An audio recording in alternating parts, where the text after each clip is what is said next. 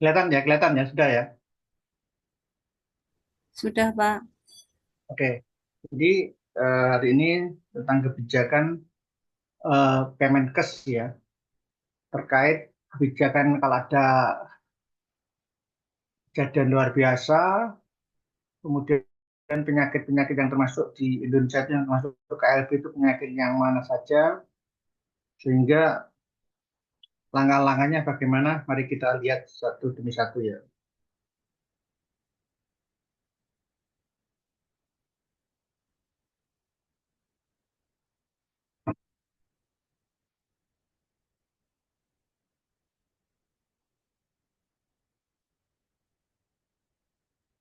Ini.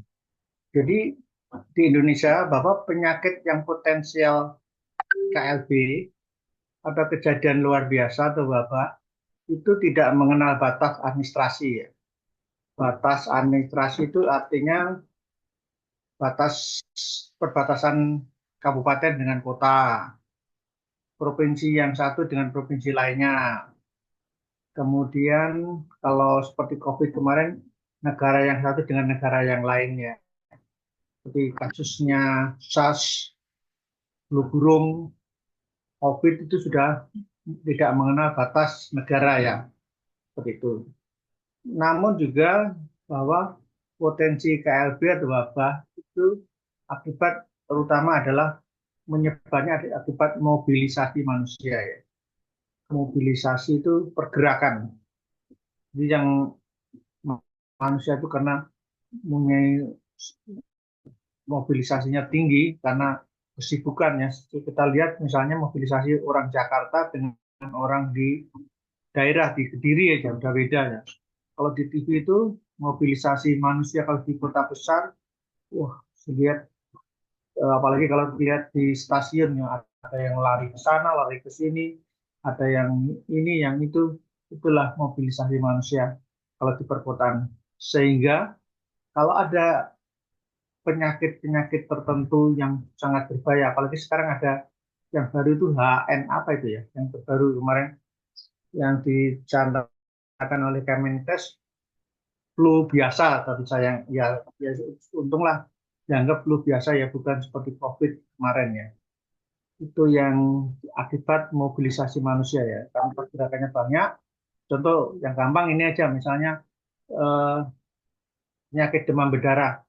Penyakit demam berdarah akibat mobilisasi manusia, misalnya Tropia dari Tulungagung misalnya. Dari Tulungagung kebetulan sudah membawa virus DBD misalnya, pergi ke Kediri, ke kampus. Kemudian di dalam darahnya sudah mengandung virus DBD misalnya. Kalau di kampus ada nyamuk yang namanya Aedes aegypti, dia menggigit, kemudian ke Rofiah, kemudian menggigit ke misalnya ke Susna atau ke siapa ya.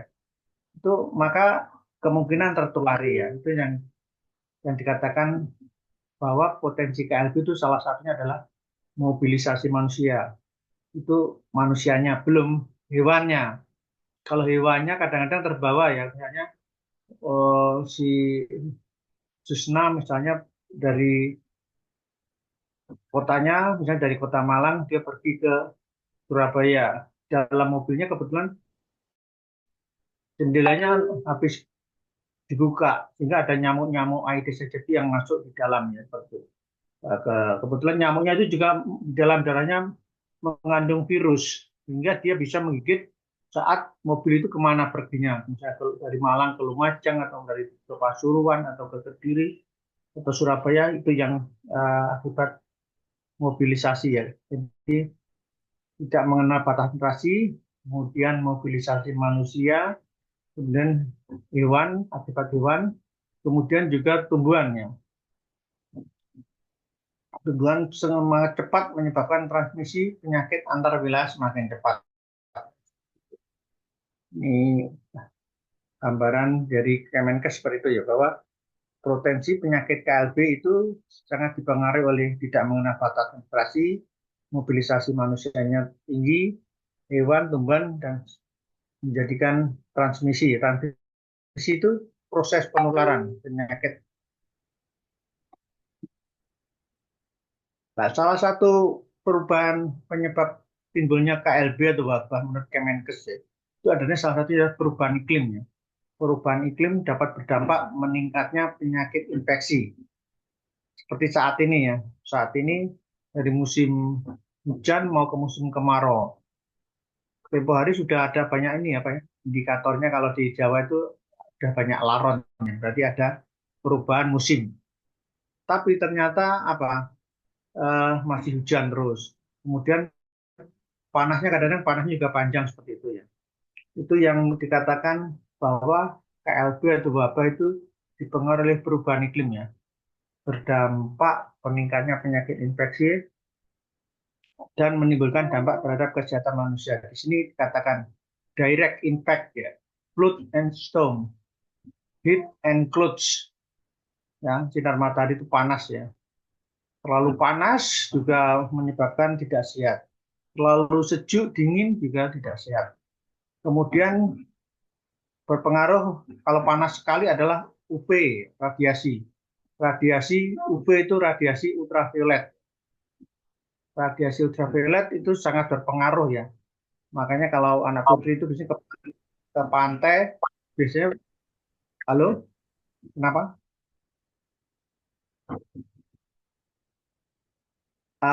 Jadi radiasi ultraviolet biasanya kalau anak putri di pantai bawa apa, Mbak? Kan Siapa yang bisa? Coba. sunscreen, Pak. Ya, benar. Yang di-share-sharekan itu loh ya, betul. Misalnya saat mau umroh atau gitu. Itu untuk menghindari radiasi yang tinggi dari ultraviolet. Karena kita tahu kulit, terutama kulit orang Indonesia ya, sensitif ya. Karena kita tinggal di iklim tropis ya. Iklim tropis itu panasnya ada, hujannya ada. Beda kalau orang bule ya. Bule itu dia malah senang sinar ultraviolet ya. Jadi pori-porinya justru dia makin hitam senang seperti itu. Tapi beda kalau orang Indonesia harus dikasih sunscreen tadi betul ya. Semacam pelapis ya untuk melindungi supaya sinar ultraviolet tidak berpengaruh langsung pada kesehatan kulit manusia ya. Oke, kemudian ada juga akibat ekosistem mediated ya. Ekosistem mediated itu bisa oleh vektor bones, vektor penyakit atau vektor bone disease ya. Jadi penyakit-penyakit yang diakibatkan oleh vektor itu vektor bone disease. Kalau waterborne disease apa? Nerkolisol coba. Nerkolisatu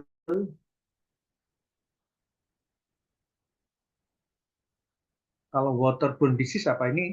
Vektor bone disease adalah penyakit-penyakit yang disebabkan oleh vektor. Kalau waterborne disease mungkin unsia atau sakinah.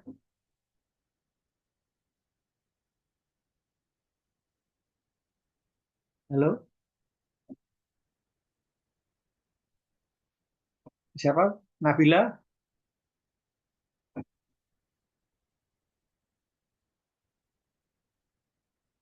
Halo, Nabila? Novian? Novian? Coba Ada? mohon maaf, Pak. Iya, Novian. Iya. Uh, di dalam salah satu terjadinya KLB adalah akibat seperti di sini sampaikan adanya perubahan ekosistemnya. Itu penyakit-penyakit yang ditularkan oleh vektor penyakit atau disebut vektor borne disease. Kalau waterborne disease apa? Ya, Waterborne disease yang ditularkan melalui air, Pak. ya. Penyakit-penyakit yang Atau ditularkan infeksi. melalui air ya. Betul, Afian. Waterborne disease. Kalau foodborne disease, juga apa foodborne disease?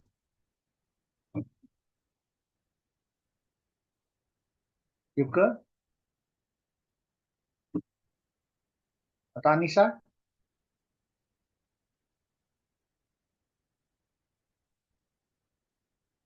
Halo,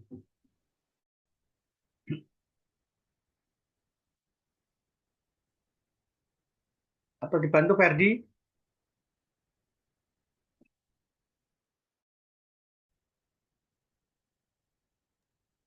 Pak, Ada kemana nih? melalui Nah, Ya Unci ya, gimana Unci ya? Ya Unci ya. penyakit yang ditularkan melalui makanan seperti keracunan makanan. Ah, ya betul. Jadi yang kamu jawab betul. Jadi kalau foodborne disease itu adalah penyakit-penyakit akibat keracunan makanan ya. Yang kemarin lagi ngetren ini ya, Aereus ya, Clostridium Aereus ya. Kemarin ada berita ada keracunan makanan akibat itu. Kemudian kalau Malang keracunan, ya. kalau yang disampaikan temanmu tadi, eh, waterborne disease, penyakit-penyakit yang ditularkan melalui air ya. Nah itu. Kemudian kalau vector-borne disease, penyakit-penyakit yang ditularkan melalui vektor ya. Jadi menurut ini dipengaruhi oleh ekosistem ya, menurut dampak iklim dan salah satunya ekosistem. Ekosistem apa sih? Mungkin bisa bantu Nabila. Ekosistem apaan?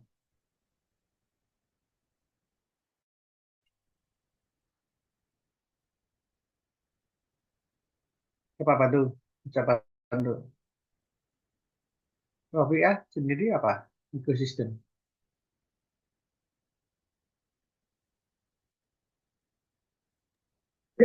Betul. Hubungan atau susuna? Iya, Pak. Eh, Susuna? Ah, hubungan hubungan timbal balik. timbal balik, Pak, antara makhluk hidup dengan lingkungan. Iya, makhluk hidup dengan lingkungannya itu disebut ekosistemnya. Jadi Ya, hubungannya, kalau hubungannya saling menguntungkan, namanya apa? Simbiosis apa? dualisme, Pak. Dualisme, Pak. Dualisme. Mutualisme. Kalau yang satu diuntungkan, tetapi yang satu tidak dirugikan, apa? Parasitisme. Komen dulu, komensalisme. Iya. Kalau yang satu dirugikan, satu diuntungkan, itu baru fanatisme. Misalnya punya sahabat, sukanya kalau makan ditraktir terus ya. Yang traktir kan rugi terus ya. Yang ditraktir untung terus itu namanya karakter parasitisme ya. Barangkali ada seperti itu, sahabat seperti itu. Oke, kita lanjut ya. Itu betul sih katakannya. Kemudian ada juga penyebab ada physical impact ya. Physical impact ini adalah gangguan fisik ya. Bahasa. Di sini climatic change ya. Jadi suhu ya, iklim. Kemudian juga adanya infectious disease, penyakit-penyakit akibat infeksi ya. Antara lain diare, kemudian leptospirosis. Diare sudah tahu kita ya, penyakit-penyakit yang kaitan dengan gastroenteritis ya, penyakit-penyakit hubungan dengan perut, mencret, mual, kemudian seperti itu namanya diare. Kemudian leptospirosis. Apa leptospirosis? Penyakit yang kemarin sempat meledak di Tulungagung itu ya, akibat urin ya. Urinnya apa? Tikus, Pak. Tikus, betul ya. Betul. Jadi kemarin heboh di Tulungagung adalah itu. Sebentar, sebentar. Sampai di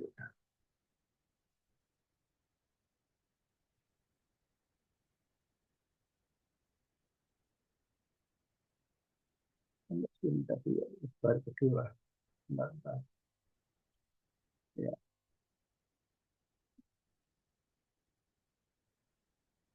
Jadi tikus, leptospirosis, waterborne disease, kolera. Itu penyakit-penyakit infeksi ini. Ya, oke. Kemudian juga berpengaruh perubahan iklim adalah mental kesehatan, kesehatan mental ya. Jadi terlalu panas membuat heat stroke. Di, di suasana jadi panas, orang gampang emosi, seperti itu. Itu namanya berpengaruh di kesehatan mental ya, salah satunya. Coba kamu di ruangan tertutup atau naik bis yang tanpa AC, kemudian berkeringat, berdesak-desakan, ada yang mengganggu, pasti orang gampang emosi. Itu namanya kesehatan mental terganggu ya, depresi ya. Oke, kita lanjut berikutnya.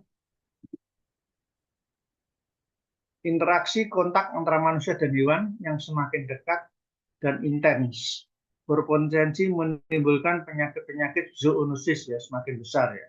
Jadi karena adanya interaksi, ya, interaksi itu hubungan antara manusia dan hewan yang semakin dekat dan intens berpotensi menimbulkan penyakit zoonosis yang semakin besar ya. Bisa kita lihat penyakit zoonosis itu ada nih gambarnya anjing, sapi, antrak dan sebagainya. Kita lihat. Nah ini saya sampaikan nanti menyangkut, nah ini tugas ini. Nanti untuk tugas semua ya, jadi saya harapkan ini ada berapa ini? Ada 11 ya. Eh, Iya, berapa? Pak, 11. 11. Oke. Saya harapkan nanti masing-masing buat tugas ini aja. Tahu-tahu UAS ya. Tugas saja nanti tak nilai. Jadi ini ada penyakit-penyakit yang berpotensi KLB ya menurut Peraturan Menteri Kesehatan 1501 tahun 2010. Jadi masing-masing menguraikan misalnya Rofiah, misalnya nomor 1 Rofiah tentang penyakit kolera. Jadi kamu cerita tentang apa penyakit kolera, penularnya apa, penyebabnya apa, kemudian upaya upaya pencegahannya bagaimana, kemudian jadi semuanya ya dicatat ya nanti ya. Jadi yang penting eh, nama penyakitnya apa, kemudian tuh tanda-tandanya apa, dimulai tanda-tanda ya, tanda-tandanya atau gejala, kemudian eh,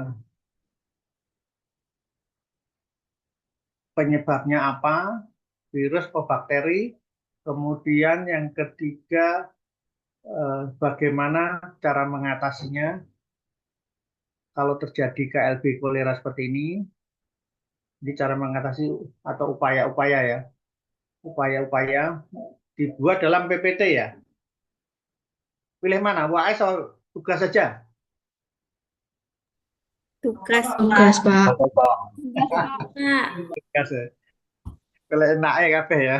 Bodoh. Jadi aku dulu dalam kuliah juga gitu ya. Jadi oke, kalau pilih tugas berarti kamu pokoknya kamu buat se PPT-nya masing-masing. Ini ada 12 biar nanti dibagi oleh Mbak Rofiah ya. Dimulai dari kolera, satu, kemudian PES, DBD, campak siapa, polio siapa, difteri siapa, pertusis siapa, sampai 12 wes. Pokoknya boleh mencok di antara 17 ini bolehlah milih. Yang penting nggak boleh sama ya. Itu nanti isinya adalah tentang cerita tentang penyakit ini, mulai gejalanya, kemudian penyebabnya, setelah itu kemudian cara pencegahannya, kemudian eh, kalau seperti ini tindakan dari pemerintah yang harus terlibat siapa saja. Sudah catat semua? Iya, Pak. Ya, nanti PPT paling bikin 10 sudah jadi ya. Masing-masing PPT bikin 10 nanti PPT lah ya. Saya cuma nanti eh, saya ngoreksinya biar enak lihat PPT-nya nanti. Yang bagus tapi PPT-nya. Syukur-syukur dikasih gambaran kalau menemukan kolera seperti ini, gejala-gejalanya misalnya anak kecil gambarnya seperti ini, ya diarinya seperti ini. Itu biasanya. PES juga gitu, penyebabnya tikus seperti ini. Tikusnya jenis apa seperti itu ya. DBD juga gitu ya. Nanti DBD demam berdarah binju seperti itu. Jadi saya harapkan itu masing-masing membuat sampai langkah-langkah kalau untuk KLB seperti ini ya. Langkah-langkahnya apa? Itu aja. Ada pertanyaan? Mungkin sebelum gimana? Ada pertanyaan nggak?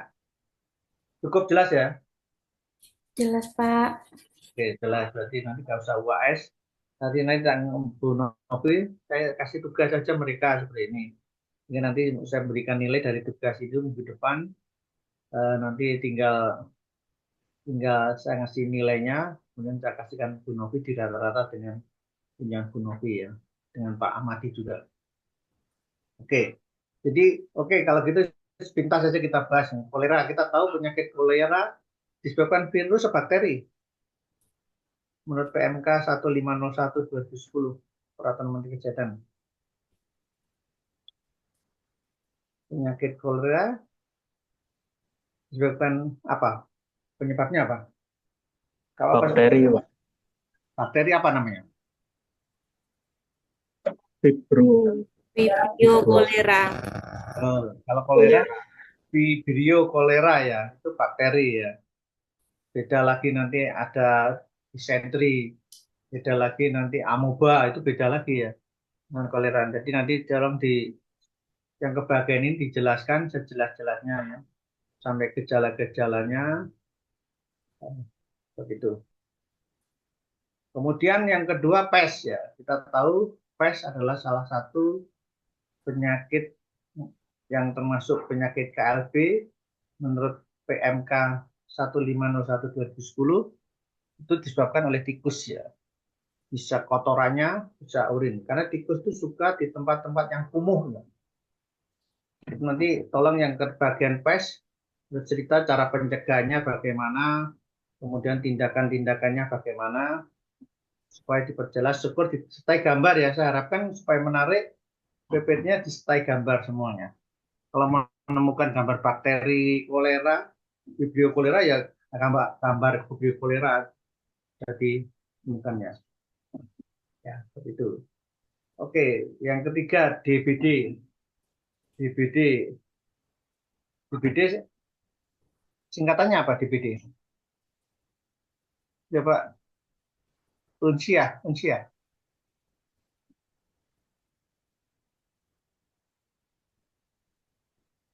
Halo?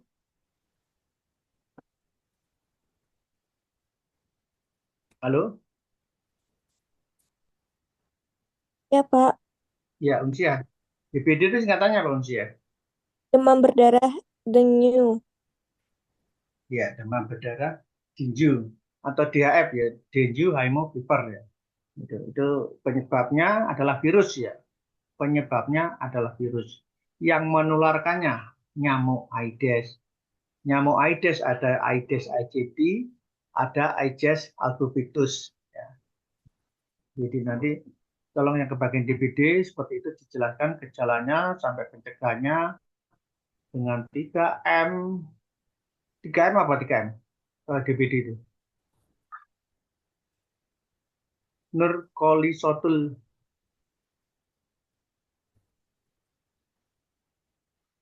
Apa Mbak Nur? Menguras, Nggak ada ya? mendaur ulang. Mengubur, menguras, menutup. Menutup ya betul. Menguras tuh apa? Misalnya menguras bak mandi, menguras gentong. Lah menutup apa? Nur. Bak penampungan air, Pak. Bak penampungan air, apalagi yang ditutup. Ya lubang-lubang tempat genangan air ya contohnya supaya jadi genangan menutup lubangnya misalnya pagar yang ada cekungannya terisi air seperti itu ya. Mengubur jelas mengubur ya sampah-sampah plastik ya. Kaleng plastik yang berpotensi menjadi tempat terisi air itu namanya media ya. Oke. Itu jadi harus nanti jelaskan yang DBD ya. Kemudian ada 3M. Kemudian untuk membunuh nyamuk dewasanya dengan apa?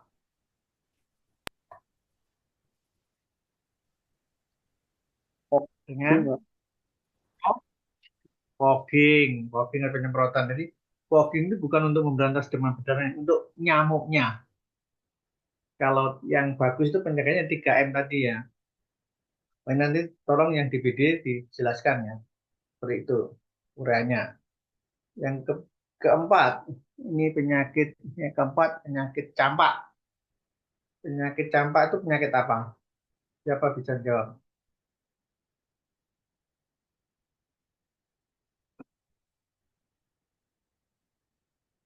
Coba eh Yuka. Tadi belum jawab Yuka. Ada nggak Yuka?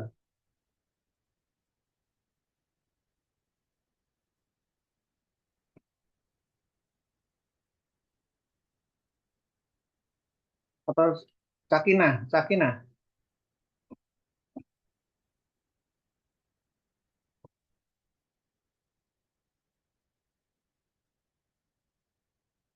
Halo?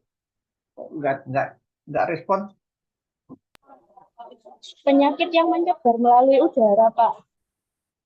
Iya, apa itu? Yang mana? Seperti rubella yang campak. Campak. Iya. Iya, Oke, jadi penyakit dari udara. Contohnya apa? Contohnya gampang di Jawa itu apa? Tandanya apa? Sakit pada campak itu sakit gimana? Ayo kamu nanti calon ibu mesti ngerti ya. Wah, anaknya tetangga saya Ruam kena campak. kulit, Pak. Iya, ruam di kulit. Atau bahasa Jawanya yang terkenal apa, Rofia? Ga, Gabaken. ga, Gab gabakan. Iya, nanti kalau kamu punya anak nanti ngerti. Makanya campak itu adalah penyakit gabakan ya bahasa bahasa terkenalnya itu. Tapi yaitu gatal-gatal ruam bintik-bintik kecil pada sekujur tubuhnya anak kecil. Biasanya nangis, badannya panas. Biasanya anak kecil atau balita itu sekali kena seumur hidup nggak kena lagi ya. Campak seperti itu. Jadi gabakan itu biasanya kalau coba tanya orang tua kamu yang masih ngerti itu. Gabakan itu apa betul sekali seumur hidup ini gitu. Mungkin kecil kamu gabakan juga nggak tahu ya seperti itu ya. Atau mungkin waktu itu belum diimunisasi seperti itu. Jadi nanti tolong yang bagian campak juga cerita ya, jelas-jelasnya ya. Apa penyakit campak, kemudian tanda-tandanya bagaimana, cara mengatasinya bagaimana, misalnya dengan suntikan eh, BCG, imunisasi, kemudian kalau ada kasus seperti itu langkah-langkahnya bagaimana ya. Langkah-langkahnya, kemudian pelaporan ya. Juga pelaporannya ya, saya lupa saya. Pelaporannya kemana? Kalau ditemukan kasus campak, pelapornya kemana? Ke puskesmas, ke dinas, bagaimana? Alurnya ya, tolong di makin lengkap makin bagus ya. Jadi kamu seolah kamu nanti sebagai perencana ya. Kalau sebagai nanti kamu sudah perencana, kalau jadi KLB seperti DPD, campak sudah bisa, oh langkah-langkahnya seperti ini. Oke, yang campak. Kemudian yang kelima polio. Kalau polio, saya kira sudah paham ya. Polio, siapa bisa jawab?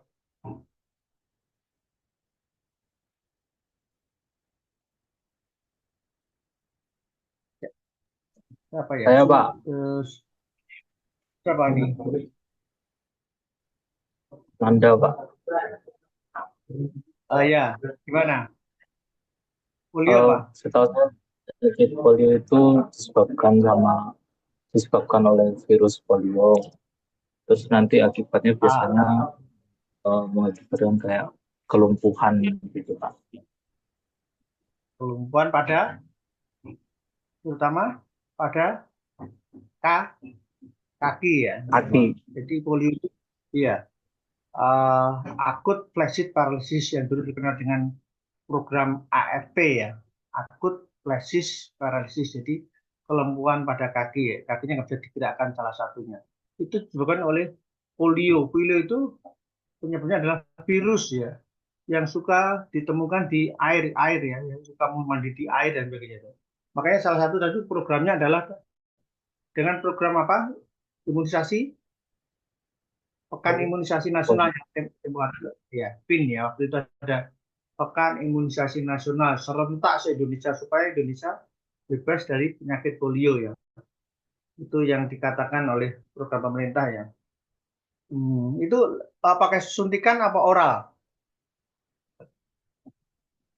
vaksinnya? Oral Pak. Oral ya betul. Jadi pakai lewat mulut ya kita teskannya. Dulu pernah kejadian waktu Pekan Imunisasi Nasional di Jawa Timur ada daerah tertentu bidannya keliru disuntikan ya, menjadikan eh, kap, apa istilahnya terjadi infeksi sehingga menjadikan eh, heboh waktu itu ya. Jadi harusnya diteteskan tapi disuntikan pada balita. Dia harus betul-betul memahami. Makanya ini tak beri tugas masing-masing nanti tergantung Mbak Rofiah sih membaginya monggo silakan. Eh, Berikutnya difteri, penyakit salah satu penyakit berpotensi KLB ya. Menurut PMK 1501 tahun 2010 adalah difteri. Sebentar saya tak pengen jawab yang Anissa, coba Anissa. Anissa, Iya, Pak. nah, penyakit difteri apa Anissa? Kamu di kantor apa di anu, Anissa? Di kantor apa di rumah? Di lab, Pak, di tempat kerja. Oh, di tempat kerja ya. Gimana sih kamu? Lalu lupa aku. Saya di laboratorium medis swasta di Karangkates, Pak, di Sumber Pocong. Anissa di mana? Di laboratorium, Pak. Laborat. Di laborat ya. Halo? Di lab, Pak. Ya, di lab. Ya, oke. Apa yang maksud difteri?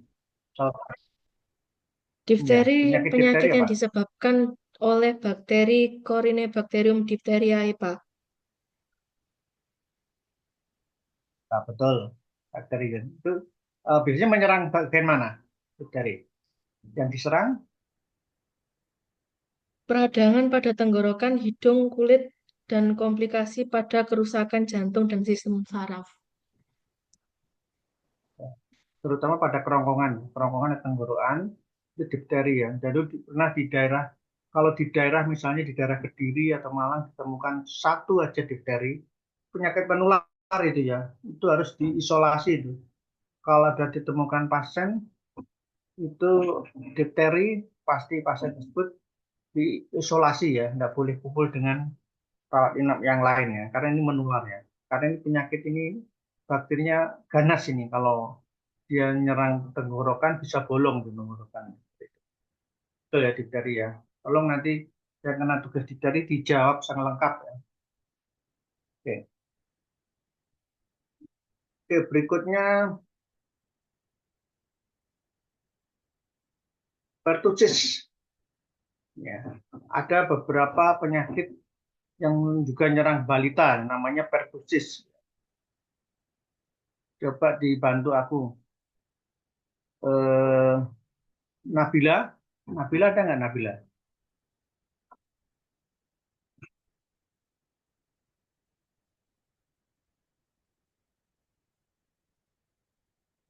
Nabila, ada respon?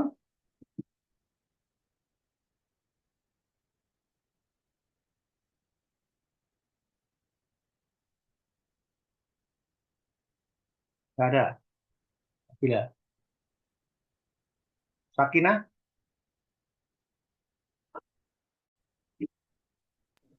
Infeksi pada saluran pernafasan, Pak, seperti batuk rejan. iya betul. Pertussis itu batuk rejan ya. Batuk rejan itu batuk yang tidak disertai riak, tapi terus menerus ya. Terutama anak kecil ya. Dengan batuk terus menerus, kemudian matanya merah, bisa-bisa sesek ya seperti itu, sehingga menimbulkan Iya, kematian Pak. ya. Pertussis itu betul ya. Terima kasih Sakinah. Jadi batuk rejan ya yang terus menerus ya. Itu seperti itu. Jadi termasuk KLB ya, kalau ditemukan seperti itu dikategorikan kejadian luar biasa. Kemudian ada rabies. Rabies, saya kira semua tahu ya, rabies akibat gigitan hewan. Hewan terutama hewan yang omnivora ya, atau karnivora. Ya, jadi rabies itu tidak mesti anjing, bisa kera, bisa kucing, itu ya. Jadi air liurnya masuk ke dalam peredaran darah manusia, Kemudian manusianya dia juga akan berlaku seperti hewan itu ya. Disertai badan panas yang tinggi, kemudian ngiler ya, seperti itu bahasa Jawanya ngiler lah ya. Itu rabies ya. Oke. Kemudian ada malaria. Malaria ini daerah-daerah yang dominan, terutama daerah Sulawesi ya, Sulawesi, kemudian Papua, kemudian Kalimantan ya. Itu kalau orang Kalimantan ceritanya kalau masuk pertama kali ke Kalimantan pasti terinfeksi oleh nyamuk malaria ini ya. Badannya panas dan sebagainya ya. Malaria. Jadi ini penyebabnya adalah nyamuk, penularnya ya, penularnya nyamuk misalnya nyamuk Anopheles, nyamuk-nyamuk yang termasuk spesies malaria itu. Yang berikutnya 10 avian influenza. Avian atau flu burung ya. Ini yang avian H5N1 ya. Flu burung itu penyakit yang dari luar ini. Jadi ini dari luar masuk di Indonesia dibawa oleh orang-orang turis ya, yang terutama yang proses masuk dari luar negeri ya. Itu makanya di setiap kantor kesehatan pelabuhan ada namanya kantor KKP ya. KKP adalah singkatan dari kantor kesehatan pelabuhan. KKP kantor kesehatan pelabuhan itu biasanya mengawasi penyakit-penyakit terutama yang berasal dari luar ya. Jadi paspornya dilihat orang pasien yang orang turis yang mau baru masuk ke Indonesia, dilihat paspornya pernah penyakit kena flu burung, penyakit yang juga dilindungi adalah penyakit yellow fever ya, penyakit kuning ya. Itu juga dari luar ya, seperti itu. Kebanyakan dari benua Afrika ya, awalnya dari sana ya, itu flu burung atau avian influenza. Berikutnya yang termasuk KFV adalah antrak. Antrak ini adalah penyakit yang ditularkan melalui hewan ya. Orang manusia karena kontak dengan hewan atau makan dagingnya hewan ini biasanya saat-saat mau idul kurban ya. Itu ada penyakit-penyakit terutama pada sapi ya. Antrak ya. Sapi yang terkena antrak ya. Dilarang untuk disembelih ya. Karena nanti menular ke manusia. Kemudian kerbau dan lainnya. Oke. Yang berikutnya leptospirosis tadi sudah dijawab teman. Ini pernah terjadi di Tulungagung setahun yang lalu ya, akibat urinnya tikus ya. Bahkan dilaksanakan gerakan massal waktu di Kerja Bakti, membersihkan tikus-tikus di semua rumah penduduk yang ada lubangnya ditutup, kemudian disemprot dan sebagainya. Karena waktu itu banyak warga yang terkena dengan gejala yang panas sekali, matanya merah, kemudian salah sulit pipis ya. Waktu itu di Tulungagung setahun yang lalu nggak salah. Jadi yang jawab siapa tadi Mas ini ya? Mas Salsa apa siapa tadi ya? Leptospirosis. Apa Mas Novian? Mas Novian ya? Tadi yang jawab di Tulungagung ya? Iya Mas Novian. Saya tadi jawab tentang apa namanya tikusnya tadi, Pak. Oh iya, tikusnya tadi lah ya. Daerah kamu ada nggak kasus leptospirosis? Dulu kalau nggak salah tahun 90-an itu di Klaten, Pak. Waktu saya ke sana pas ada itu. Di Klaten. Oh iya, iya betul Klaten. Nah, di Jawa Tengah ya. Iya betul. Klaten waktu itu juga sempat meledak ya, terjadi leptospirosis ya. Betul ya, itu akibat tikus urinnya atau kotorannya, Mas Novian, waktu sampai ingat masa lalu itu.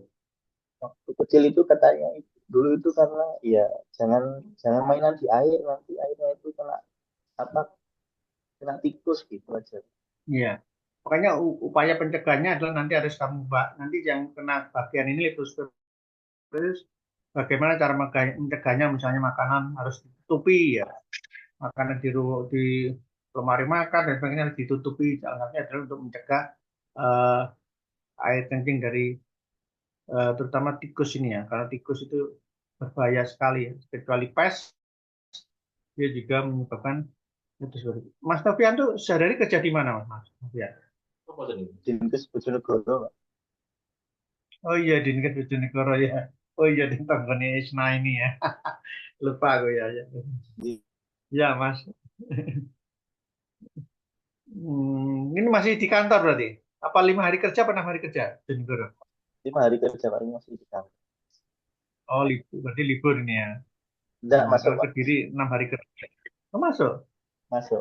Masuk Masuk sekarang? Jumat kan, Pak. Oh, iya, iya, iya. Sekarang hari Gak Jumat. apa-apa. Oh, Iya. ya. Oh, iya, kan masih Jumat ya. Betul, betul.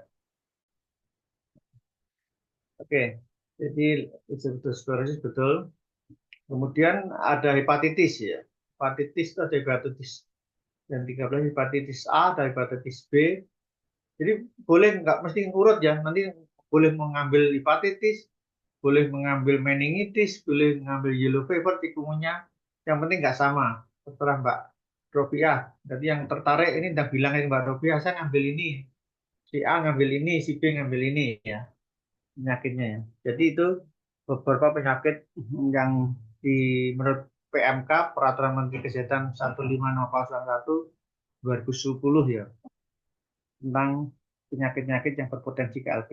Fever penyakit kuning, meningitis itu adalah suntikan yang orang mau haji umroh, haji suntik meningitis ya. Karena ini ketat di Arab nih. Kemudian cikungunya sama ya penyebabnya nyamuk Aedes aegypti dengan gejala yang sama dengan penyakit DBD, tetapi ada khususnya cikungunya itu eh, apa istilahnya ngetok pada sendi-sendi ya, ngetok ya bahasanya apa ya? Linu pada sendi-sendi persendian ya cikungunya itu. Kemarin heboh di Kabupaten Kediri sudah dinyatakan oleh Dinkes penyakit cikungunya lagi meledak ya di Kabupaten Kediri ya. Ya. Oke, itu tentang 17 penyakit menurut Peraturan Menteri Kesehatan 150 itu tahun 2010. Kita lanjut regulasinya. Nah, ini. Menurut regulasinya, dalam kebijakan penanggulangan KLB itu ada perundangan yang banyak sekali ya untuk membantu dasar hukumnya supaya kuat ya, regulasi itu dasar hukumnya. Seperti ini. Undang-Undang Nomor 36 Tahun 2009 tentang kesehatan. Kemudian Impres Nomor 4 Tahun 2015 tentang peningkatan kemampuan dalam mencegah dan mendeteksi merespon wabah penyakit penderita pandemi global ya itu untuk regulasinya dasar hukum ya.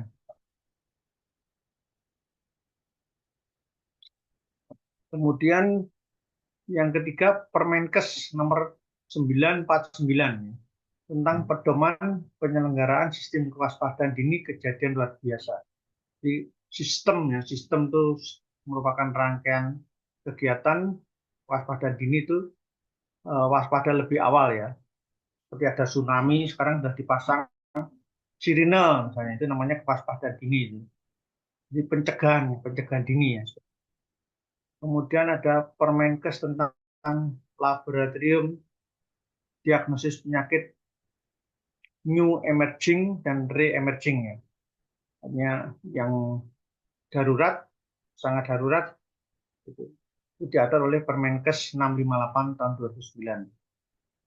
Kemudian ada Permenkes 1501 tentang jenis penyakit menular tertentu yang dapat menimbulkan wabah dan upaya penanggulangannya. Nah, ini kamu nanti kalau ingin lengkap, kamu lihat ini, buka ini.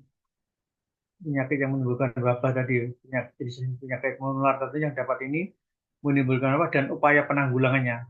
Kamu lihat di Permenkes ini ya, 1501 2010. Kamu jadikan PowerPoint, Kemudian sudah disertai gambar-gambar, wah, bagus itu. Kemudian Peraturan Menteri Kesehatan Nomor 45 Tahun 2012 tentang penyelenggaraan surveillance kesehatan. Kemarin sudah kita bahas di awal pertemuan ya, bahwa untuk mencegah penanggulangan bencana, salah satunya ada kita menguasai tentang surveillance ya, rate, ya, angka rate, kemudian ada incident rate, ada CFR, ada attack rate, itu dasar untuk supaya kita memahami tentang langkah-langkah perhitungan tentang adanya KLB atau bencananya. Oke, kemudian Peraturan Menteri Kesehatan 92 tahun 2012 tentang penyelenggaraan komunikasi data dalam sistem informasi kesehatan intelijen. Ini IT-nya ya, ini IT-nya diperbarui ya, supaya link ya, terjadi kasus KLB, pelaporannya cepat ya dari puskesmas ke dinkes, dinkes bisa ditangani oleh SISNI, bagian IT, dilempar ke provinsi, provinsi kemudian memberikan info ke pusat, pusat membantu obat-obatan, memang itu heboh sampai terjadi misalnya leptospirosis yang melebar, mendatangkan petugas, ngasih obat dan sebagainya. Seperti DBD ya, demam berdarah waktu jadi kejadian luar biasa waktu itu tahun 2014-2015 sampai pemerintah menurunkan ini ya, membuat abate, menyebar abate seluruh Indonesia ya. Abate itu obat untuk membunuh jentik ya. Malah banyak yang disalahgunakan ya. Jadi disalahgunakan oleh masyarakat, ngambil pasir putih di pantai, dibungkusi, dijual ya. Padahal bukan abate, karena mirip pasir putih ya. Betul Mas Ferdi? Ingat nggak abate? Mas Ferdi?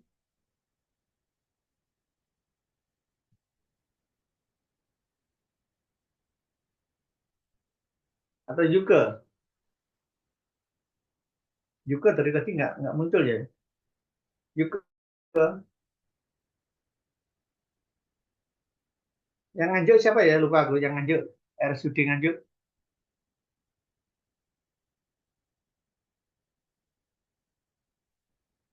Siapa yang RSUD Nganjuk? Lupa aku.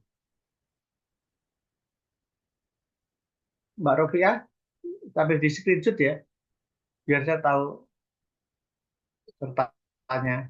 Iya, Pak. Nah, beberapa tadi di screenshot. Siapa temanmu yang dari Nganjuk siapa?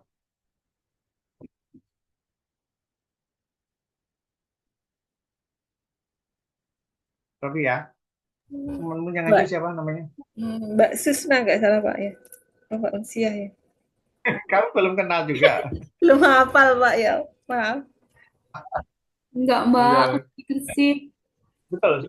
Eh? Dari Betul, Gresik, Pak. Susna. Gresik, Pak. Oh, Susna Gresik ya. Oh iya, itu.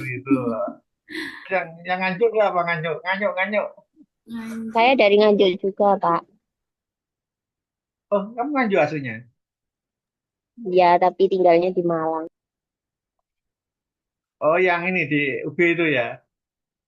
Iya. Oh, Nganjuk juga ya? Ya oke, kalau apa? Ntar tak minum.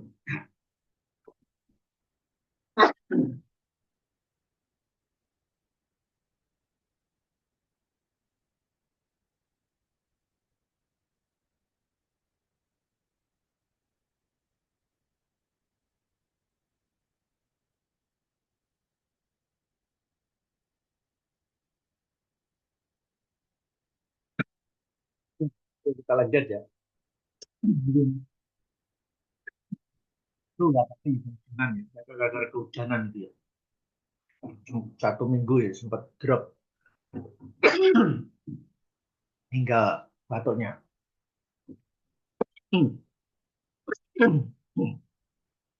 Oke, kita lanjut permenkesnya. Tuh, aduh, ri.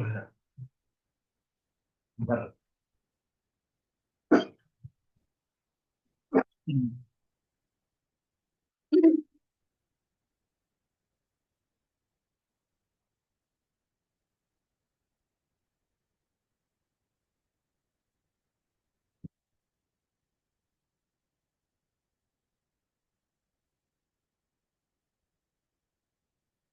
internasional regulasi ya, regulasinya internasional kalau ada KLB. Kemudian kita lanjut kebijakan sistem kewaspadaan dini. Ini di sini. Di sini ada kalau ada bencana ya KLB, itu ada pra KLB, kemudian saat KLB, kemudian pasca. Maaf, ganggu ya. Dalam pra KLB atau sebelum terjadi wabah itu harus pemerintah membuat perencanaannya. Daerah-daerah mana yang biasanya terjadi wabah demam berdarah, yang di luar dugaannya kejutan, misalnya difteri, polio itu. Kalau demam berdarah biasanya kan dari tahun ke tahun selalu ada. Yang bisa menimbulkan katakan KLB itu biasanya demam berdarah menyebabkan kematiannya.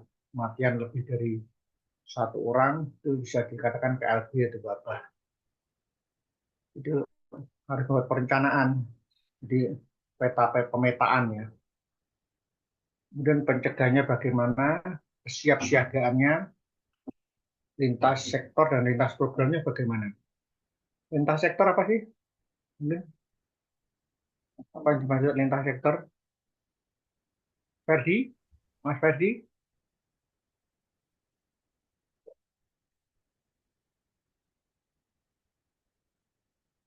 Mas Ferdi apa Mas Salsa? Denpasar?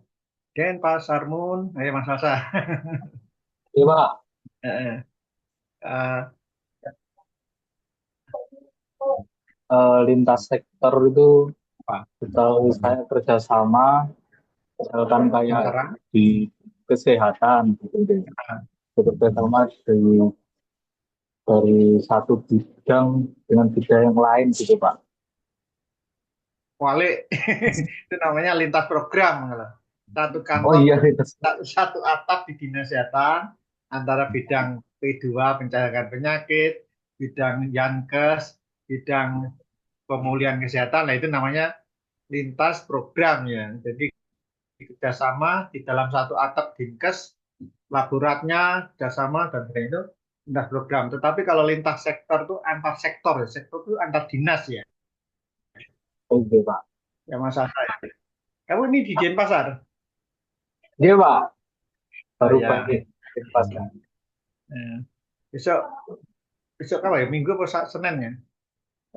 Kediri ketemu Bali United.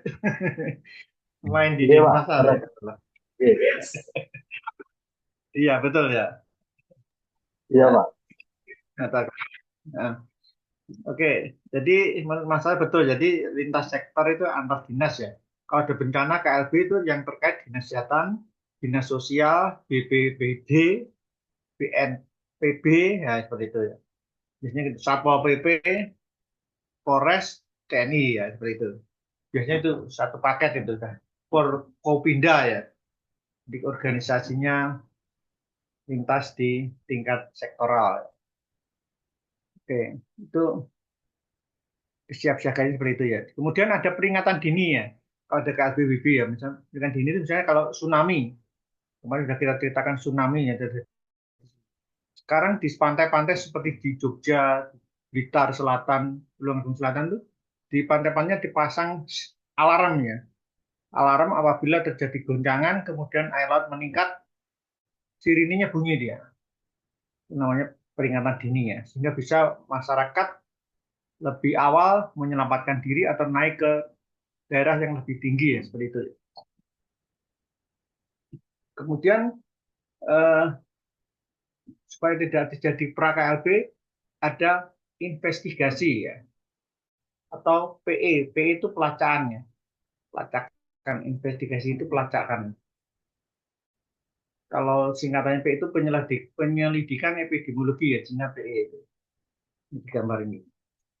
Kemudian kalau terjadi itu pra ya sebelum KLB. Sekarang kalau dari saat terjadi KLB, apa yang dilakukan oleh pemerintah? Pertama adalah menetapkan dulu ya status darurat. Seperti kemarin COVID ya, pemerintah Jawa Timur menyatakan Jawa Timur termasuk zona merah.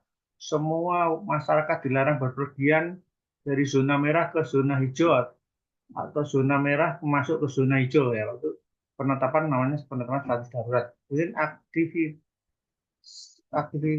aktivasi ya, SKPD dan rencana operasi ya. Kemudian mobilisasi sumber daya, menggerakkan sektor-sektor yang terkait tadi untuk bertugas sesuai tupoksi ya. Tugas, pokok, dan fungsi masing-masing ya. Tupoksi itu tugas, pokok, fungsi masing-masing sektoral ya. Dinas kesehatannya, medisnya, para medisnya menyediakan ini masker, kemudian petugas medisnya memeriksa orang yang dengan gejala seperti COVID kemarin dengan ini diperiksa lewat hidung ya seperti kemarin ya, dahak dan sebagainya. Kemudian manajemen informasi ya. Informasi ini perlu segera dilaporkan berapa yang sakit, berapa yang meninggal, itu namanya manajemen informasi cepat ya, supaya segera dapat penanganan, perlu bantuan dan sebagainya. Oke, kemudian pasca KLB, pasca itu setelah ya. Setelah KLB atau wabah seperti COVID kemarin ada namanya pemulihan dampak sosial ya. Pemulihan dampak sosial dan dengan bantuan-bantuan orang yang sakit dibantu susu ya, kemarin susu bir ya, bir lupa namanya, susu yang beruang itu ya. Kemudian dibantu nasi sembako. Kemudian pemulihan ekonominya dengan sekarang ada dibantu menurut dinas sosial ada PKH, ada apalagi bantuan yang dapat 1 bulan 300, ada yang dapat beras dan sebagainya. Kemudian pemulihan pelayanan publik ya. Pemulihan pelayanan publik ini contohnya misalnya di tempat puskesmas dan rumah sakit tempat duduknya dijajar tapi disilang ya, dijarai. Satu boleh duduk, satu disilang. Namanya ini pemulihan pelayanan publik ya. Kalau sudah aman, itu tanda silang dicopot ya. Kemudian di bis juga gitu kendaraannya, tidak boleh satu duduk berdua ya, berdekatan harus. Kemudian di masjid juga gitu ya, sampai ada aturan seperti itu ya. Kemudian evaluasi capaian, kemudian pembatasan penyebaran, penyelamatan dan evakuasi pemenuhan kebutuhan dasar ini ya, yang sembako tadi. Kemudian pemusnahan sumber penularan ya.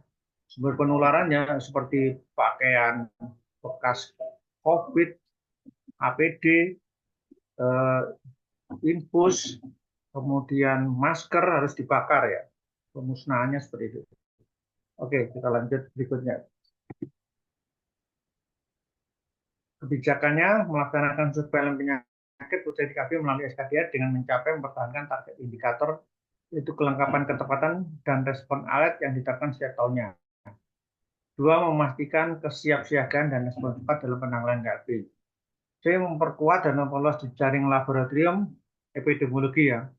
Ini jejaring laboratoriumnya artinya rangkaian ya. Jejaring itu rangkaian penanganannya supaya tidak bolak-balik dibuat jejaring. Kemudian memperkuat dukungan kerjasama antar program dan sektor ya. Program tadi antar bidang di dinas kesehatan, sektor satu kabupaten dengan antar dinas ya. Kemudian perencanaan dan pemantauan program untuk penelitian dan pengembangan ya. Oke.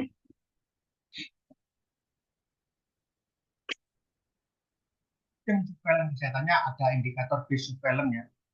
Ini laporan tiap bulanan ya, namanya laporan bulanan. Kalau AP, FPD, hospital, rumah sakit, ada laporan mingguan, weekly report nih, laporan mingguan, atau STP atau data program, dan sebagainya. Ini alurnya ya, ini ya. Kalau ada kasus KLB, sistem surveillance-nya bagaimana akan menjadi deteksi dini pencegahan respon terhadap ancaman kesehatan global ya. Masyarakat biasanya kalau ada kasus, misalnya kasus demam berdarah ya, warganya demam berdarah, kemudian dinyatakan misalnya meninggal dari rumah sakit, sudah ada surat keterangan ya, pertama surat keterangan dari medis bahwa itu karena DBD, maka masyarakat segera melapor ke bidan desa. Kemudian bidan desa melaporkan ke puskesmas. Tujuannya apa? Nanti puskesmas langkah-langkahnya membuat tindakan ya, seperti tadi apa PE, penyelidikan epidemiologi, kemudian penyuluhan di desa yang terkena demam berdarah ya, atau mungkin eh, penyakit polio, atau mungkin tadi apa yang kerongkongan tadi ya, seperti itu ya. Itu langkah-langkahnya seperti ini. Jadi Puskesmas harus mendapatkan laporan dari masyarakat, Puskesmas ke Dinkes ya, Dinkes ke Dinkes provinsi, provinsi ke pusat. Kemudian pusat diverifikasi, dianalisis ya. Kalau memang sudah dinyatakan nasional seperti COVID kemarin, maka bicarakan kejadian KLB, menunjukkan kebijakan respon dan diseminasi. Itu langkah-langkahnya. Alurnya seperti ini ya, alur kalau ada kesiapsiagaan seperti ini. Kriteria KLB ya nih, yang dikatakan kriteria KLB apa ya? KLB atau kejadian luar biasa adalah timbulnya suatu penyakit menular tertentu yang sebelumnya tidak ada ya. Diingat-ingat ya. Yang dikatakan KLB itu yang sebelumnya tidak ada atau tidak dikenal suatu daerah seperti difteri. Yang sebelumnya sudah nggak ada, sudah dinyatakan bebas atau muncul. Polio kemarin juga gitu, yang sebelumnya tidak ada atau muncul. AFP, akut flaccid paralysis. Kemudian flu burung, tetanus neonatorium ya, tetanus neonatorium, flu HNI dan kolera seperti ini. Jadi yang dikatakan KLB kriteria adalah suatu penyakit menular tertentu yang sebelumnya tidak ada dikenal suatu daerah. Ya. 2. Meningkat kejadian penyakit terus-menerus selama 3 kurun waktu berturut-turut ya. Jadi terjadi peningkatan penyakit atau kematian terus-menerus selama 3 kurun waktu berturut-turut ya. Bisa berdasarkan jam, hari, minggu, jadi berturut-turut, maka itu yang dikatakan KLB ya. Kemudian yang ketiga, peningkatan atau kejadian penyakit kematian 2 kali atau lebih dibandingkan periode sebelumnya, jam, minggu, bulan ya. Jadi kalau ini peningkatan kejadian penyakit, kalau ini peningkatan kejadian penyakit kematian terutamanya 2 kali atau lebih dibandingkan dengan periode sebelumnya. Ya. 4. Jumlah penderita baru dalam 1 bulan menunjukkan kenaikan 2 kali lipat atau lebih dibandingkan dengan angka rata-rata per bulan dalam tahun sebelumnya. Itu kriteria KLB ya. Jumlah penderita baru dalam 1 bulan menunjukkan kenaikan 2 kali lipat. Penderita baru itu artinya baru sakit berdasarkan data kasus ya, di Puskesmas biasanya. Kemudian angka rata-rata per bulan selama 1 tahun menunjukkan kenaikan 2 kali lipat. Angka rata-rata per bulan selama 1 tahun menunjukkan kenaikan 2 kali lipat atau lebih dibanding dengan angka rata-rata per bulan dan dari tahun sebelumnya. Dan case fatality rate ya, angka kematian ya, case fatality rate yang suatu penyakit dalam 1 kurun waktu tertentu menunjukkan kenaikan 50% lebih dibandingkan CFR periode sebelumnya. CFR adalah case fatality rate, jadi angka kesakitan yang cukup menunjukkan kenaikan 50%. Kemudian ada proportional rate, penderita dari suatu periode tertentu menunjukkan kenaikan 2 atau lebih dibanding periode kurun waktu tahun sebelumnya. Ya. Jadi ini diatur oleh Permenkes 1501/2010 ya, seperti itu ya.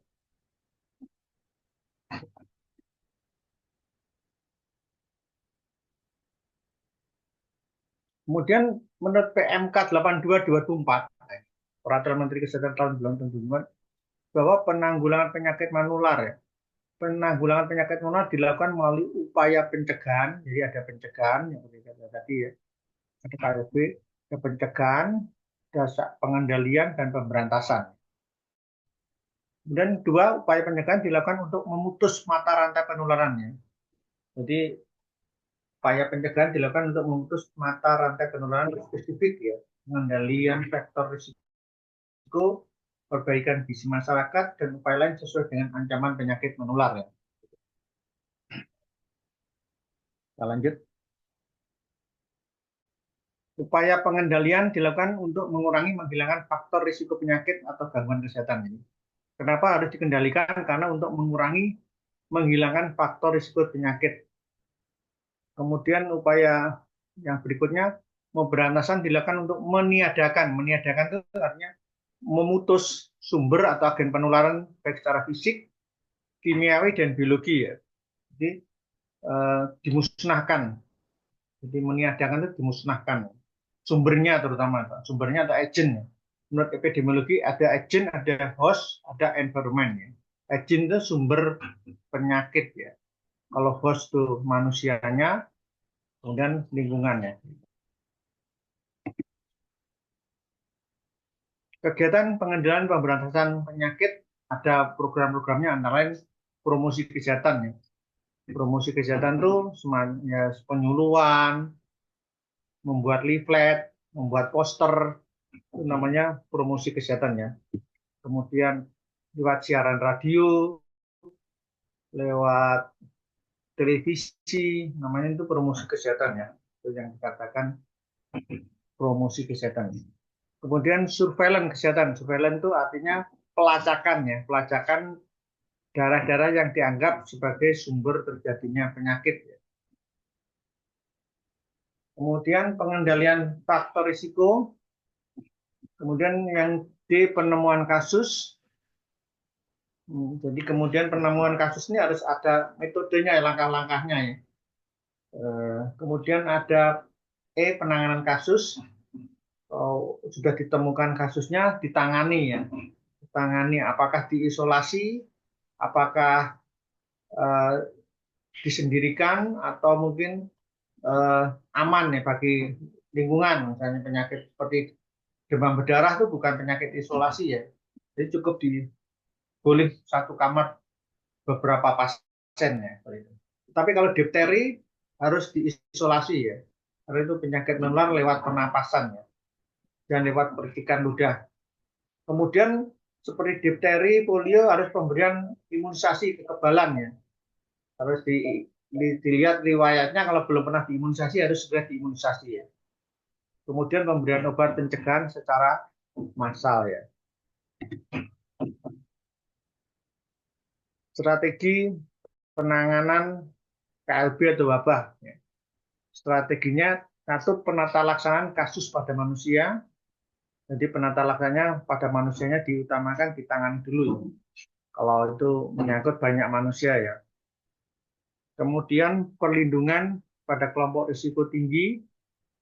Kelompok risiko tinggi misalnya lansia, balita, itu risiko tinggi ya. Mudah tertular, mudah sakit, karena sudah kondisinya, kalau balita memang ini ya, risiko tinggi dia. Kemudian yang ketiga, surveillance epidemiologi pada hewan dan manusia. Kemudian 4, komunikasi risiko, edukasi, dan peningkatan kesadaran masyarakat. 5, penguatan dukungan peraturan. Ya. Kalau perlu dibuat peraturan bahwa dilarang, ini misalnya seperti demam berdarah ini ya, dilarang untuk membuang sampah sembarangan. Misalnya itu di sungai ditulisi ya, dilarang buang sampah di sungai sampai di pagar sekarang ya. Peningkatan kapasitas, meningkatkan tindak dan monitoring dan evaluasi. Oke. Sampai di sini mungkin ada pertanyaan, Mbak Rofia, sudah di screenshot? Sudah, Pak. Berarti ini ada sampai di sini dulu aja, ada pertanyaan. Nanti kita lanjut minggu ya, minggu aja ya. Tinggal 1 kali pertemuan kan. Betul. Biar materinya nanti minggu tak berikan. Saya rangkum. Iya, Pak. Terus yang Itu ya minggu. tugasnya tadi, berarti terakhir kapan ya, Pak? Tugasnya nanti temanya apa? Hari apa? Rabu apa Kamis?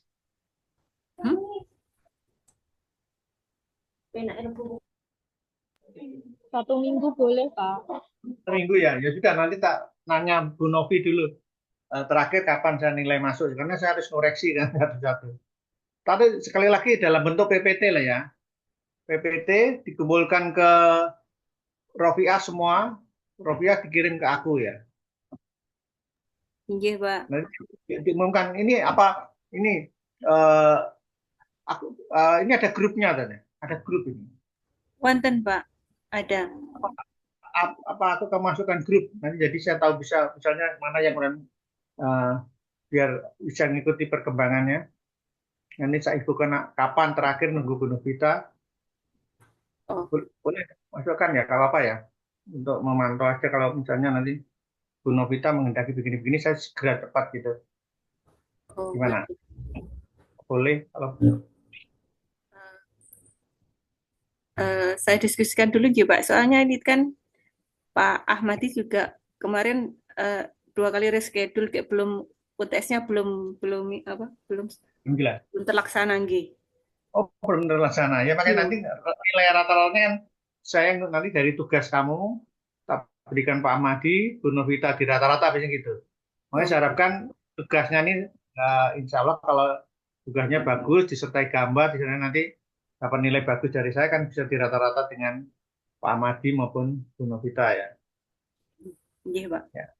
Nah, udah oke, ketemu lagi hari Minggu ya. Nanti sambil nanti saya tunggu perkembangan besok gimana Bu Novita sama Pak Ahmadi ya. Oke, ada pertanyaan sampai di sini dulu. Kemudian masih ada beberapa ini sebenarnya. Maaf, Pak, sekedap. Minggu itu minggu besok tanggal 12 ini atau minggu tanggal Besok aja. Minggu tanggal 12 besok lusa ini nggih? Ah, Oh, alah nggih. ya kan jam 1 seperti hari ini loh. Jadi enak.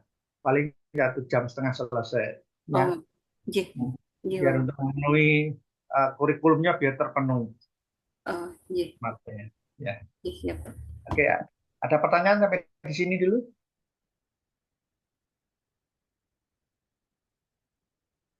Kalau nggak ada, stop share. Tadi udah di screenshot ya, Mbak Rufia? Sampun, Bapak. Ya. Oke, kalau gitu sampai di sini dulu ya. Mungkin yang lagi kerja silakan tetap kerja. Yang istirahat, selamat istirahat. Sampai ketemu nanti hari Minggu ya. Oke, terima kasih. Assalamualaikum warahmatullahi wabarakatuh. Selamat siang.